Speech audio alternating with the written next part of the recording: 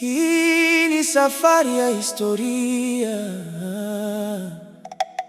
Leo tunaenda Kanyamwi Farm, shamba la familia ya marehemu Josiah Mwangi Kariuki. Kanyamwi ni ufupisho wa majina matatu: Ka ya Kariuki, Nya ya mke wake wa kwanza Nyambura, na Mwi kutoka kwa jina la mke wake wa pili Mwikali. Wakati shamba hilo likinunuliwa lilikuwa la takriban ekari 200.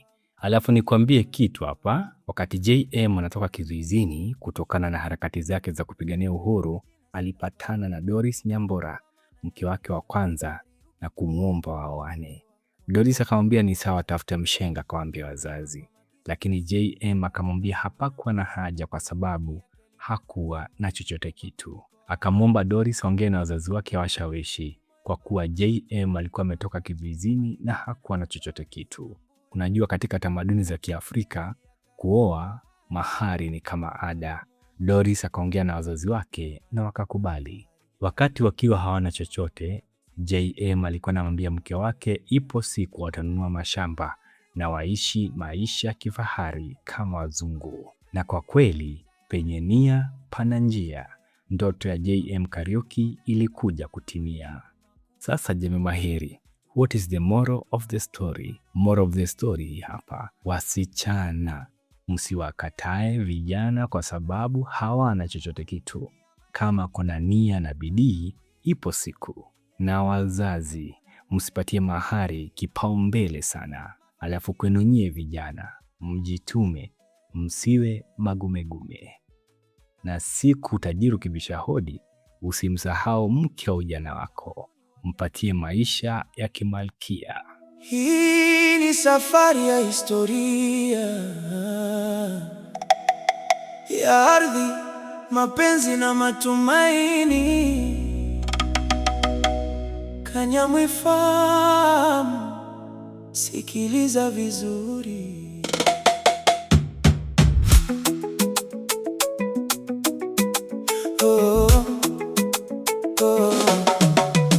Leo tunaenda Kanyamwi Farm, shamba la kifahari, urithi wa JM Kariuki, shujaa wa ndoto za wananchi. Kanyamwi jina si la kawaida, limebeba maana ya maisha. Kariuki, Nyambura mke wa kwanza, Mwikali pia. Walinunua kwa makisio ekari kama 200, lakini ndani yake likaza simulizi kubwa kuliko ardhi. JM akitoka kizuizini, moyo bado na matumaini makali, alikutana na Doris Nyambura, mapenzi yakazaa hadi safi. Akamuomba ndoa bila kitu, bila mali wala fahari, lakini Doris akaona moyo si utajiri wala dhahabu ya dunia hii. Akaenda kwa wazazi wake, akaweleza kwa upole, wakakubali penzi hilo licha ya hali yao ya ukata. Akasema siku moja tutakuwa na maisha makubwa, tutajenga, tutainuka, tutakuwa mfano wa dunia. Kanyamwi, Kanyamwi, ardhi ya ndoto na imani, kutoka sifuri hadi ahadi ya maisha kimalkia. Kanyamwi, Kanyamwi, yeah. Penye upendo kuna njia, penye bidii na moyo safi, mafanikio hujijenga.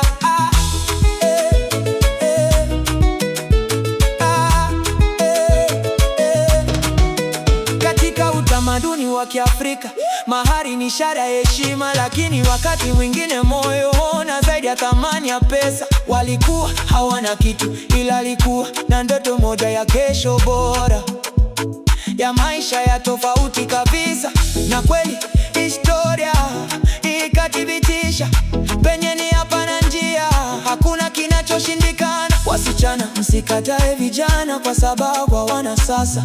Wazazi, msisitize sana mahari kuliko upendo wa kweli. Lakini pia vijana, jitengezeni, msikae bila juhudi, kwa sababu ndoto bila kazi ni upepo na upita tu.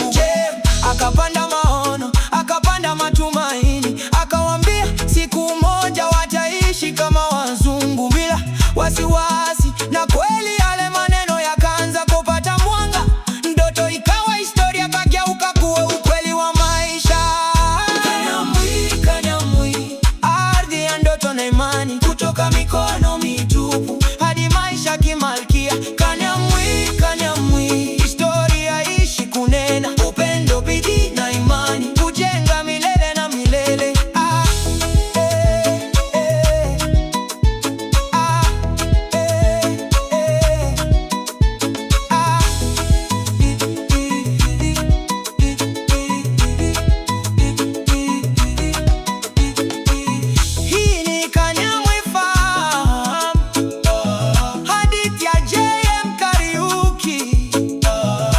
ukweli mmoja wa maisha, penye ni hapana njia. Hey, hey.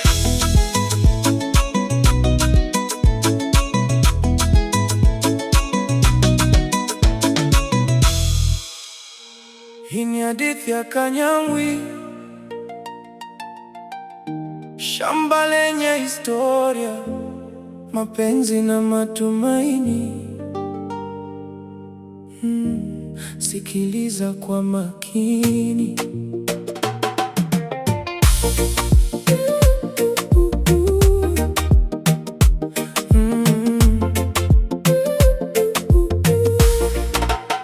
Kanyamwi Farm, ardhi ya kumbukumbu za zamani, shamba la familia ya J.M. Kariuki, shujaa wa uhuru na imani.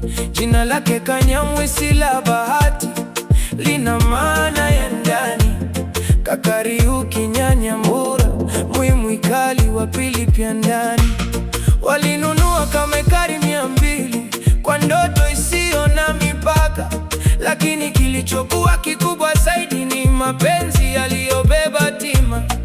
Akitoka kizuizini, maisha yalikuwa bado magumu. Hakuna mali, hakuna jina kubwa, lakini moyo ulikuwa thabiti na mtumaini mkuu. Akakutana na Doris Nyambura, penzi likachipuka kimya kimya. Akamwomba ndoa bila chochote, lakini akiwa na ndoto kubwa. Doris hakutazama hali, alitazama moyo wa kweli.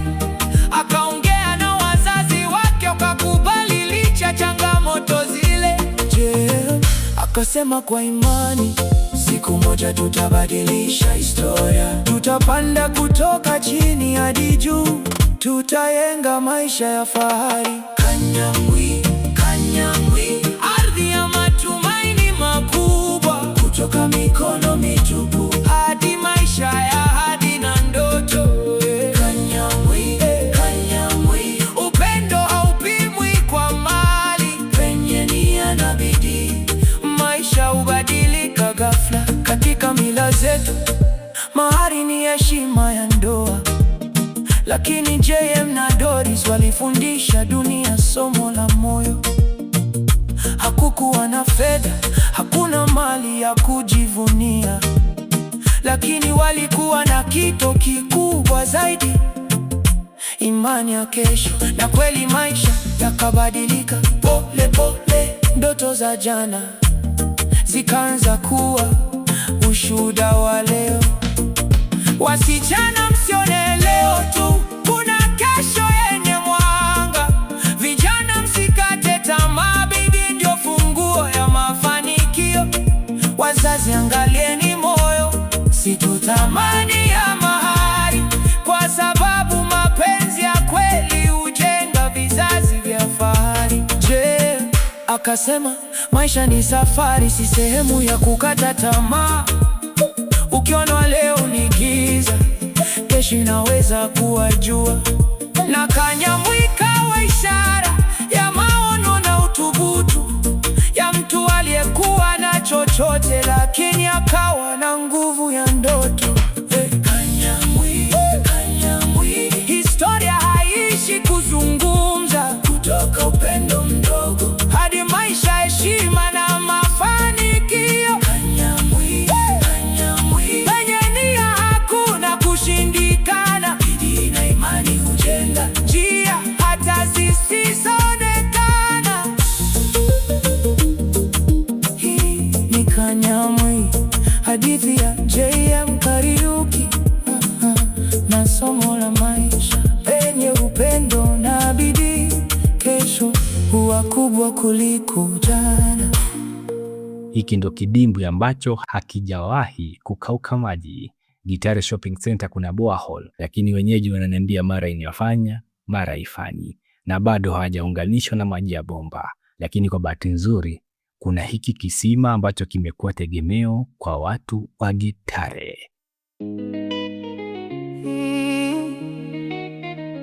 Hii ni hadithi ya Kanyamwi, shamba lenye historia, mapenzi na matumaini. Sikiliza kwa makini. Kanyamwi Farm, ardhi ya kumbukumbu za zamani. Shamba la familia ya JM Kariuki, shujaa, uhuru na imani. Jina lake Kanyamwi si la bahati, lina maana ya ndani. Kariuki Nyanyambura, Mwikali wa pili pia ndani. Mto huu tutakutana nao tukienda kutembea kwa kaburi la JM Kariuki.